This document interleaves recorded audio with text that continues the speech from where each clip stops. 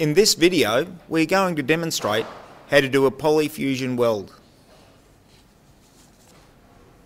Before we start using the machine, it is important to read the standard operating procedure for using the machine. Always ask for help if you think you need more information. The size of the pipe we are using in this demonstration is 110mm outside diameter, so we need to check that the settings on the machine are all set for 110mm. If you are using smaller diameter pipe, you'll need to adjust the stands to suit the smaller diameter. The pipes have been roughly cut with a panel saw, so we're going to use the machine to clean up and square these edges. Fit the pipe into the two vice sections, making sure that the jaws are set to suit a 110mm diameter pipe. Lock the pipe into the vices by bringing the handles over the top and pushing down firmly.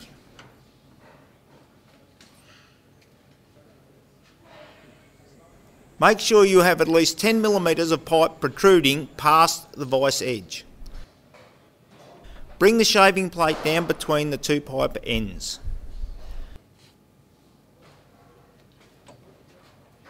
The shaving plate is going to take off the excess material to get two square edges.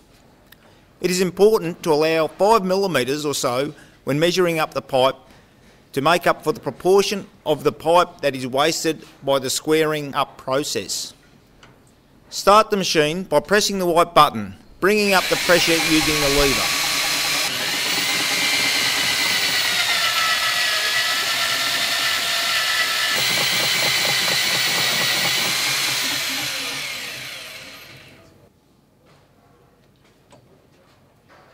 As soon as the edges appear square, stop the machine and bring the pipe ends up to each other to check for a good square fit.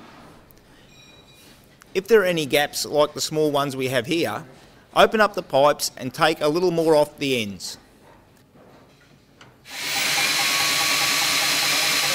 Remove any swarf and check again for a good fit.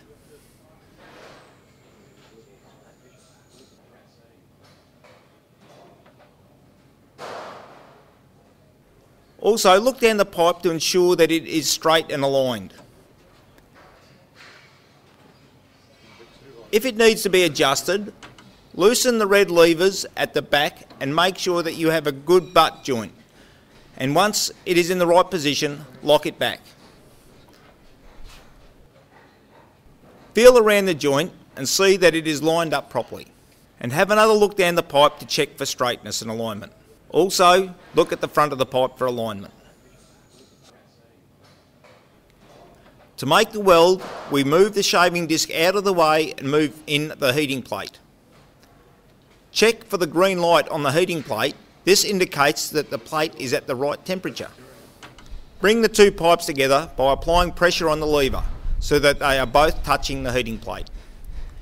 It will take about 30 seconds for a small bead to appear on each side of the plate where the pipes touch.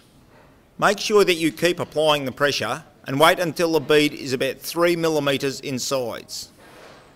Separate the pipes and remove the heating plate.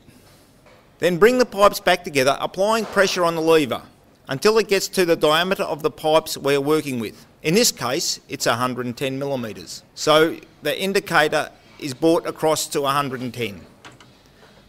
With the pressure still firm, lock the pipes together using the vice clamp.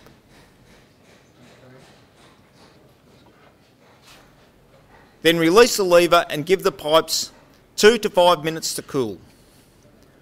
Once the pipes have cooled, release the vice clamp, undo the two pipe vices and we can remove the fused pipe.